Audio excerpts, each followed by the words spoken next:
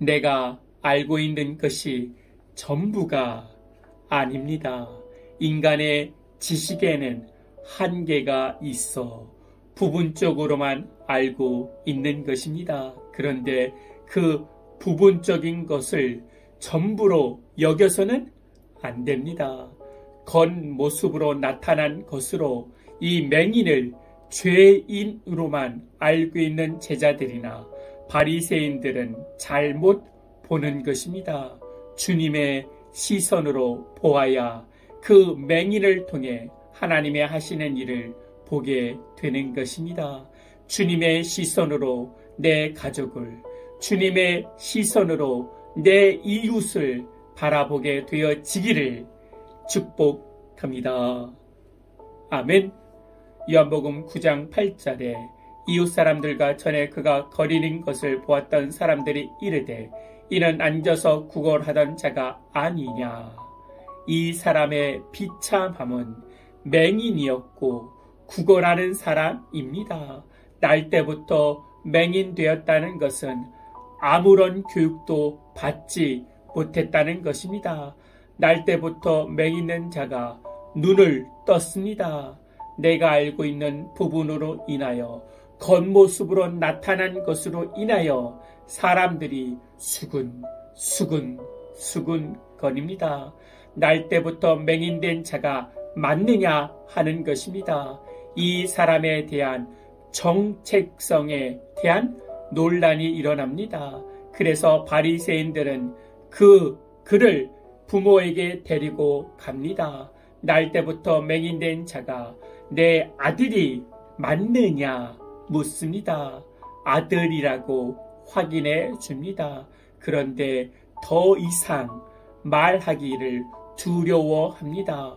왜냐하면 유대교회에서 예수를 믿는 자를 출교하기로 작정했기 때문에 두려워한 것입니다.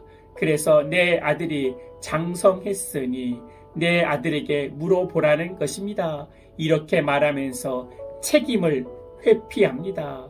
이 사람이 날 때부터 맹인되어서 구걸하여 살았습니다. 그래서 그 구걸로 인하여 가정에 조금 유익을 줄 수 있었던 것입니다.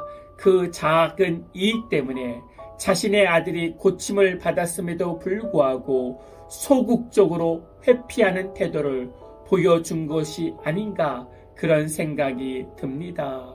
날 때부터 맹인된 자가 고침을 받았음에도 불구하고 그 사건조차도 인간적인 제한된 지식으로만 평가하고 정죄하는 것입니다. 그렇기 때문에 그 맹인을 통해 예수님의 하는 일을 보지 못하고 불신하게 되어집니다. 그래서 내가 알고 있는 것이 가짜 빛이라는 것을 깨달아야 합니다. 주님, 저는 모릅니다. 주님, 저는 모릅니다. 불쌍히 여겨주세요 해야 합니다. 그래야 빛 대신 예수님을 만나 육적인 소경에서 영적인 소경에서 눈이 띄어져 하나님이 하시는 일을 보게 되고 인간의 일이 아니라 하나님의 일을 하는 사명자로 살게 되어지는 것입니다. 믿으십니까? 아멘.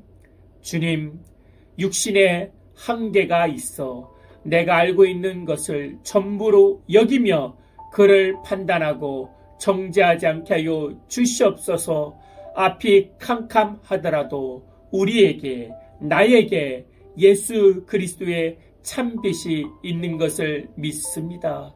그 빛을 믿으며 나가 영적인 소경에서 눈을 뜨는 역사가 일어나게 하여 주시옵소서. 끝난 것이 아니라 하나님의 은혜가 시작되고 있음을 믿게 하여 주시옵소서.